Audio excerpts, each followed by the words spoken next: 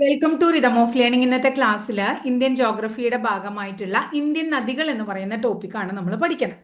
അപ്പൊ ഇന്ത്യൻ നദികളെ നമുക്ക് രണ്ടായിട്ട് തരംതിരിക്കാമെന്ന് പറയും. ഇന്ത്യൻ നദികളെ എങ്ങനെ രണ്ടായിട്ട് തരംതിരിക്കുക കേട്ടിട്ടുണ്ടോ നിങ്ങൾ? ഇന്ത്യൻ നദികളെ പൊതുവെ നമുക്ക് ഹിമാലയൻ നദികളെന്നും ഉപദ്വീപിയൻ നദികളെന്നും രണ്ടായി തിരിക്കാം. എങ്ങനെ തിരിക്കാം? ഒന്ന്, ഇന്ത്യൻ നദികളിൽ എന്താണ്? ഹിമാലയൻ നദികളാണ്. ഹിമാലയൻ നദികളാണ്. അടുത്ത കാറ്റഗറി ഏതാണ്? ഉപദ്വീപിയൻ നദികളാണ്. ഹിമാലയൻ നദികളും ഉണ്ട്, ഉപദ്വീപിയൻ നദികളും ഉണ്ട്. അപ്പൊ ഏതൊക്കെയാ ഹിമാലയൻ നദികൾ എന്ന് ചോദിച്ചാൽ ഏതാ പറയാ നമ്മള്? ഗംഗ ഹിമാലയൻ നദിയാണ്, സിന്ധു ഹിമാലയൻ നദിയാണ്, ബ്രഹ്മപുത്ര ഹിമാലയൻ നദിയാണ്. അപ്പൊ സിന്ധു, ഗംഗ, ബ്രഹ്മപുത്ര എന്ന മൂന്ന് നദികളെയാണ് നമ്മൾ ഹിമാലയൻ നദികൾ എന്ന് പറയുന്നത്. ഇനി ഉപദ്വീപിയൻ നദികളാണെങ്കിലോ ഗോദാവരി, ഗോദാവരി, അതുപോലെ തന്നെ കാവേരി, അതുപോലെ കൃഷ്ണ, ഗോദാവരി, കാവേരി, കൃഷ്ണ, അതുപോലെ മഹാനദി, ഏതാണ്? മഹാനദി, അതുപോലെ നർമ്മദ, ഏതാ? നർമ്മദ, അടുത്തത് താപ്തി.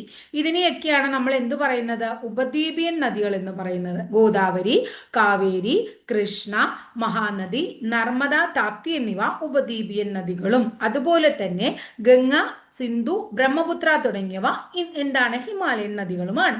ഇനി നമ്മൾ ഹിമാലയൻ നദികളിൽ ഗംഗാ നദിയെ കുറിച്ചാണ് പഠിച്ചു തുടങ്ങുന്നത്. അപ്പൊ ഗംഗാ നദിയെ കുറിച്ച് പറയുമ്പോൾ ഗംഗാ നദിയുമായിട്ട് ബന്ധപ്പെട്ട കുറെ കാര്യങ്ങൾ നമുക്ക് അറിയുന്ന കാര്യങ്ങളൊന്നും ഞാൻ പറയുന്നില്ല. അതായത് ഇന്ത്യയുടെ ദേശീയ നദിയാണ് നമ്മൾ പഠിച്ചിട്ടുണ്ട്. 2008 നവംബർ 4-നാണ് ഇന്ത്യയുടെ ദേശീയ നദിയായിട്ട് ഗംഗയെ പ്രഖ്യാപിക്കുന്നത്. അതുപോലെ ഇന്ത്യയുടെ ദേശീയ ജലാശയ ജീവി എന്ന് പറയുന്നത് ഗംഗാറ്റിക് ഡോൾഫിനാണ്, ഗംഗാ നദിയിൽ കാണപ്പെടുന്നത്. അല്ലെ? അതൊക്കെ നമുക്ക് അറിയുന്ന കാര്യങ്ങളാണ്. അല്ലെ? ഇനി അടുത്തത് ഗംഗാ നദി. അടുത്തത് നിങ്ങൾക്ക് അറിയുന്നത് തന്നെയായിരിക്കും. ഇന്ത്യയുടെ പുണ്യ നദി എന്ന് വിളിക്കുന്നത് ഏതാണ്? ഗംഗാ നദി തന്നെയാണ്. പുണ്യ നദി എന്ന് വിളിക്കുന്നത് ഗംഗയാണ്. അതുപോലെ തന്നെ ഇന്ത്യയുടെ ഏറ്റവും വലിയ നദീതടം, ഇന്ത്യയിലെ ഏറ്റവും വലിയ നദീതടം ഏതാന്ന് ചോദിച്ചാൽ ഗംഗാ നദീതടമാണെന്ന് പറയും. ഇന്ത്യയില് നമ്മുടെ ഗംഗാ നദിയുടെ നീളം എത്രയാണ്? 25 കിലോമീറ്റർ. അതായത് 2525 കിലോമീറ്റർ ആണ് ഗംഗാ നദിയുടെ നീളം എന്ന് പറയും. 2525 കിലോമീറ്റർ ആണ് ഗംഗാ നദിയുടെ നീളം. ഇനി ഇന്ത്യയില് ഏറ്റവും കൂടുതൽ പോഷക നദികൾ ഉള്ളത് ഗംഗാ നദിക്കാണ്. ഏറ്റവും കൂടുതൽ പോഷക നദികൾ ഉള്ളത് ഏത് നദിക്കാണ് ണെന്ന് ചോദിച്ചിട്ടുണ്ടെങ്കിൽ ഗംഗാ നദിക്കാണ്. അപ്പൊ ഇന്ത്യയുടെ ദേശീയ നദിയാണ്. അത് ഇന്ത്യ ഫാക്സ് നമ്മൾ പഠിച്ചിട്ടുണ്ട്, പ്രതീകങ്ങൾ പഠിച്ചപ്പോൾ. ഇന്ത്യയുടെ ദേശീയ നദിയാണ്.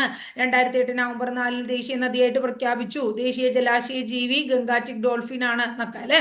2525 കിലോമീറ്റർ നീളമുള്ള ഗംഗാ നദി ഇന്ത്യയുടെ പുണ്യ നദിയാണ്. ഇന്ത്യയിലെ ഏറ്റവും വലിയ നദീതടം ഗംഗാതടമാണ്. ഇന്ത്യയിൽ ഏറ്റവും കൂടുതൽ പോഷക നദികൾ ഉള്ളത് ആർക്കാണ്? ഗംഗാ നദിക്കാണ്. ഈ ഗംഗാ നദി ഉത്ഭവിക്കുന്നത് എവിടെ നിന്ന്? ഗംഗാ നദിയുടെ ഉത്ഭവം ഒന്ന് പഠിച്ചേ. ഉത്തരാഖണ്ഡിലെ. എവിടെ നിന്നാണ്? ഉത്തരാഖണ്ഡിലെ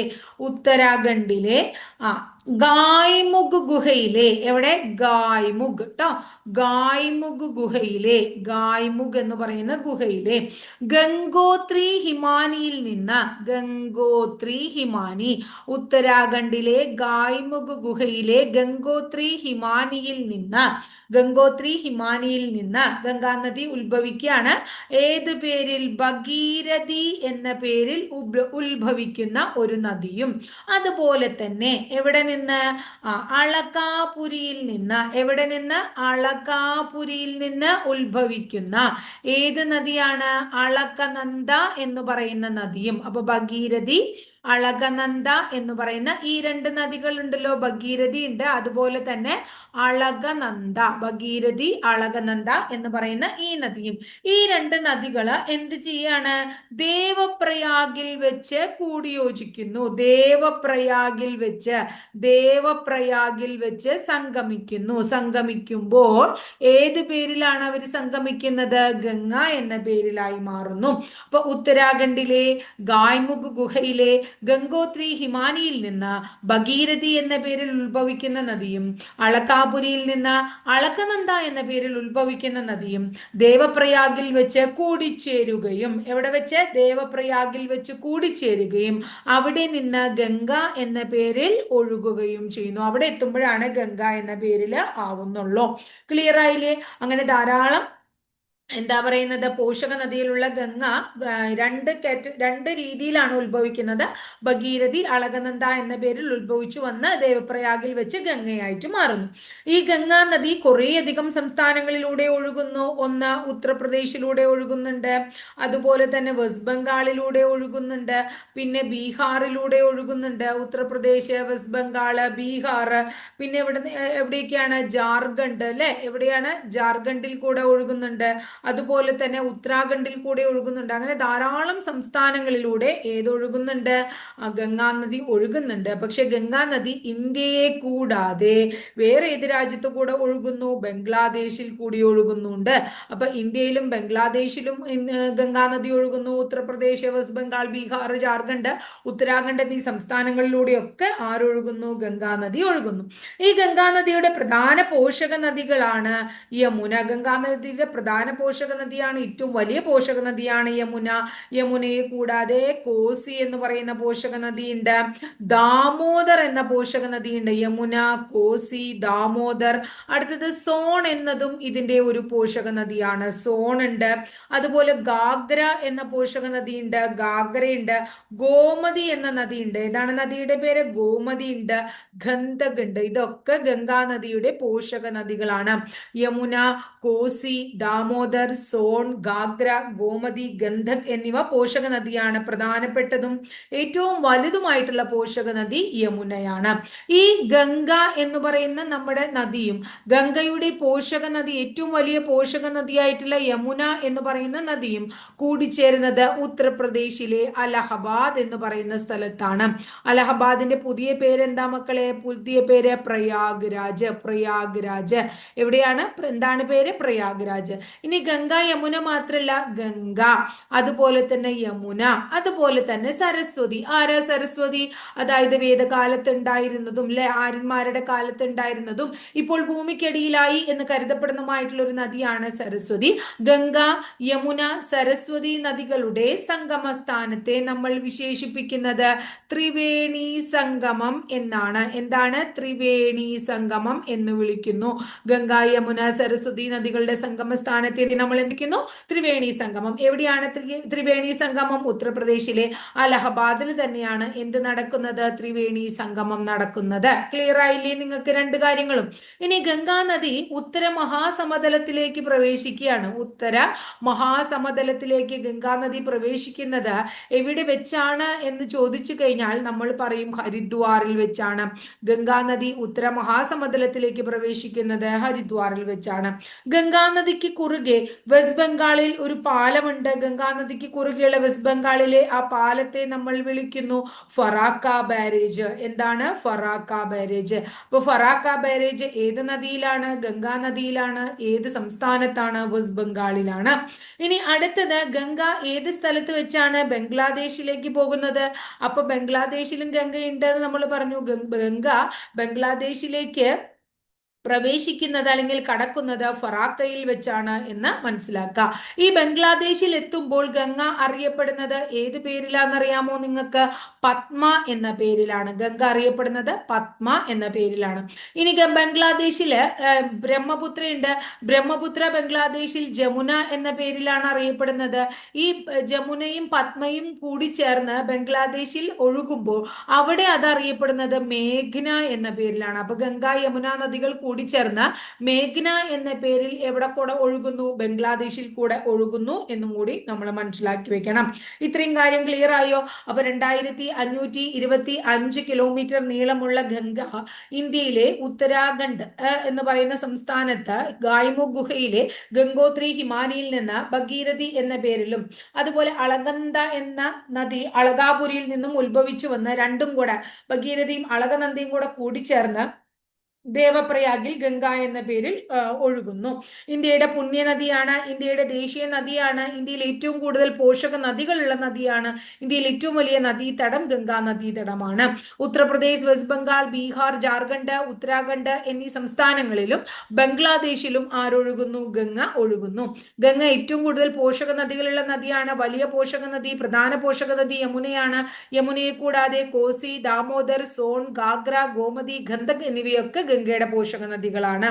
ഗംഗയും യമുനയും കൂടി കൂടിച്ചേർന്ന് അല്ലെങ്കിൽ അതിന്റെ സംഗമം നടക്കുന്നത് അലഹബാദിലാണ്. അലഹബാദ് ഇപ്പോൾ പ്രയാഗ്രാജ് എന്നറിയപ്പെടുന്നു. ഗംഗ, യമുന, സരസ്വതി നദികളുടെ സംഗമസ്ഥാനത്തെ ത്രിവേണി സംഗമം എന്ന് വിളിക്കുന്നു.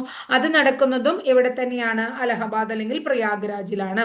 ഗംഗ ഉത്തര മഹാസമുദ്രത്തിലേക്ക് പ്രവേശിക്കുന്നത് ഹരിദ്വാറിൽ വെച്ചാണ്.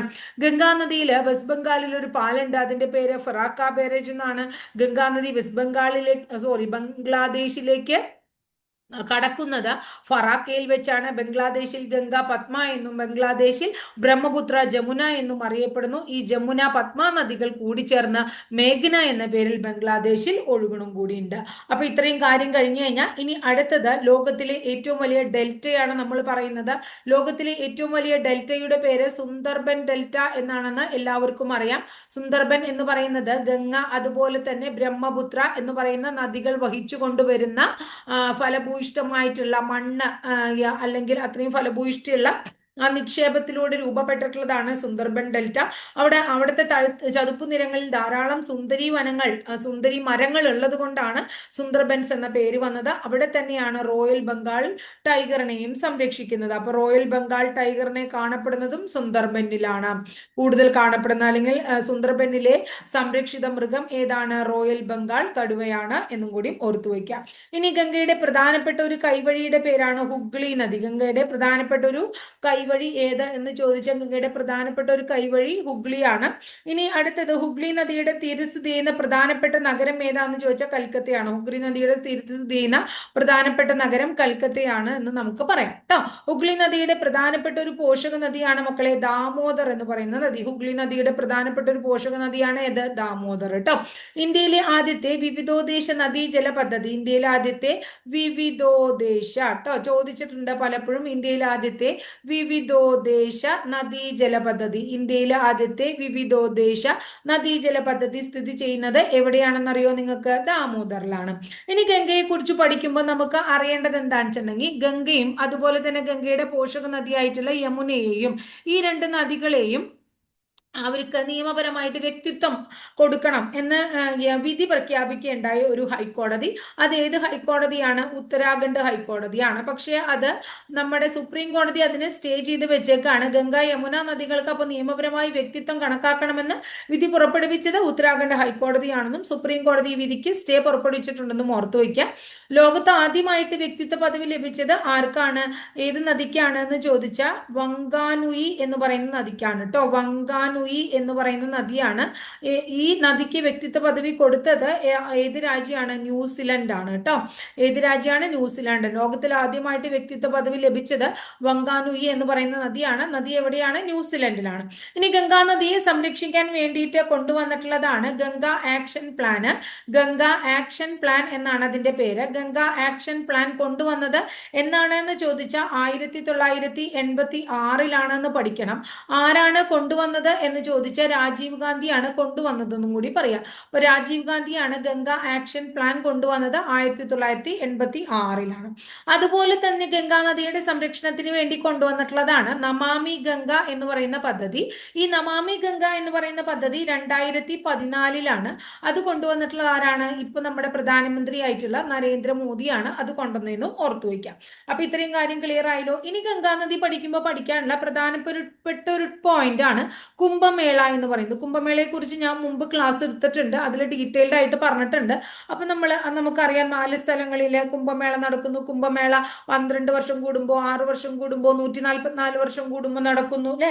അത് ഉത്തർപ്രദേശിലെ അലഹബാദിലെ, പ്രയാഗില്, ഉത്തരാഖണ്ഡില് അല്ലെ, ഹരിദ്വാറില്, മധ്യപ്രദേശില്, ഉജ്ജയിനിയില്, മഹാരാഷ്ട്രയിലെ നാസിക്കിലൊക്കെ നടക്കുന്നു എന്ന് നമ്മൾ ഡീറ്റെയിൽഡ് ആയിട്ട് പഠിച്ചിട്ടുണ്ട്. ഇനിയിപ്പോൾ അത് ഇതുവരെ കാണാത്ത കുട്ടികളുണ്ടെങ്കിൽ നമുക്ക് ടെലഗ്രാമിലും അതുപോലെ തന്നെ ഡിസ്ക്രിപ്ഷൻ ബോക്സിലൊക്കെ ടീച്ചർ ലിങ്ക് കൊടുക്കാം, അത് കണ്ടു പഠിച്ചോളൂ കേട്ടോ. ഇനി അടുത്തത് ഗംഗയുമായിട്ട് ബന്ധപ്പെട്ട കുറച്ച് അപരനാമങ്ങൾ നമുക്ക് പഠിക്കാനുണ്ട്. പ്രധാനമായിട്ട് ചോദിക്കാറുള്ളൊരു 1-2 അപരനാമങ്ങൾ ഒന്ന് പഠിച്ചു വെച്ചേ. ഒന്ന് വൃദ്ധഗംഗ, കേട്ടുണ്ടോ? വൃദ്ധഗംഗ. ഏതിനെയാ നമ്മൾ വൃദ്ധഗംഗ എന്ന് വിളിക്കണേ? ഗോദാവരി. വൃദ്ധഗംഗ ഏതാ? ഗോദാവരി. വൃദ്ധഗംഗ ഗോദാവരി. അടുത്തത് തെലുങ്ക് ഗംഗ. വൃദ്ധഗംഗ കഴിഞ്ഞ അടുത്തത് എന്താ? തെലുങ്ക് ഗംഗ. തെലുങ്ക് ഗംഗ കൃഷ്ണ. കൃഷ്ണയ്ക്ക് തെലുങ്ക് ഗംഗ എന്ന് മാത്രല്ല, വൃദ്ധയ്ക്ക് തെലുങ്ക് ഗംഗ, അർദ്ധഗംഗ, പാതാള ഗംഗ എന്നൊക്കെ പേരുണ്ട്. അപ്പൊ തെലുങ്ക് ഗംഗ, അർദ്ധഗംഗ, പാതാള ഗംഗ എന്നൊക്കെ അറിയപ്പെടുന്നത് ഏതാണ്? കൃഷ്ണ നദിയാണ്. എന്നാൽ ദക്ഷിണ ഗംഗ ഏതാണ്? ദക്ഷിണ ഗംഗ PSC വളരെ ഇഷ്ടപ്പെട്ട് ചോദിക്കുന്ന ചോദ്യങ്ങളാണ് ഇതൊക്കെ. ദക്ഷിണ ഗംഗ ഏതാണ്? ദക്ഷിണ ഗംഗ കാവേരിയാണ്. ദക്ഷിണ ഗംഗ കാവേരി.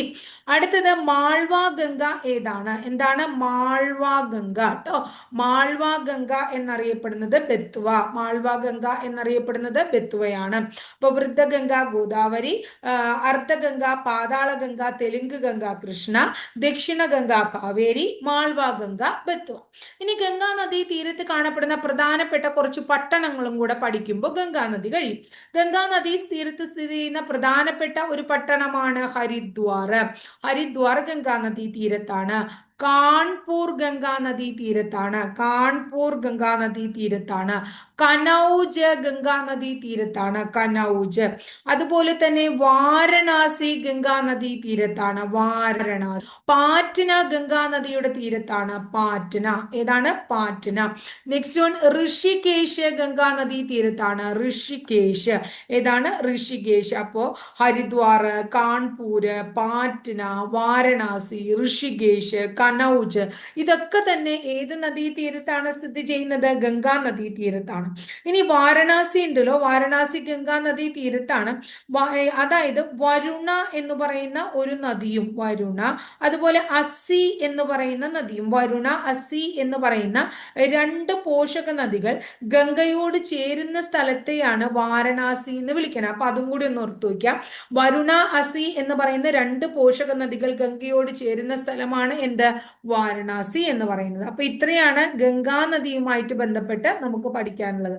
ഇനി അടുത്ത ക്ലാസ്സിലെ ഗംഗാ നദിയുടെ പോഷക നദികളും പിന്നത്തെ ക്ലാസ്സിലെ സിന്ധു ഗംഗ, പിന്നെ സിന്ധു ബ്രഹ്മപുത്ര തുടങ്ങിയ നദികളും അങ്ങനെ പഠിക്കണം. പിന്നെ ഉപദ്വീപീയൻ നദികൾ അത്രയ്ക്ക് അങ്ങോട്ട് ഡീറ്റെയിൽഡ് ആയിട്ട് പഠിക്കാനില്ല, നമുക്ക് കുറച്ച് കാര്യങ്ങളെ പഠിക്കാനുള്ളൂ. അപ്പൊ അങ്ങനെ പഠിച്ച് നമുക്ക് ഇന്ത്യയുടെ ജോഗ്രഫി, പിന്നെ ഹിമാദ്രി, ഹിമാചൽ, ശിവാലിക് എന്ന് പറയുന്ന കുറച്ച് ഭാഗങ്ങൾ അങ്ങനെയും കൂടിയും നമുക്ക് കുറച്ചും കൂടിയും എന്ത് നോക്കാനുണ്ട്? ജോഗ്രഫിയുടെ ഭാഗം. ചുരങ്ങളൊക്കെ നമ്മൾ മുമ്പ് ക്ലാസ്സിൽ ഇട്ടിട്ടുണ്ടായിരുന്നു അല്ലേ?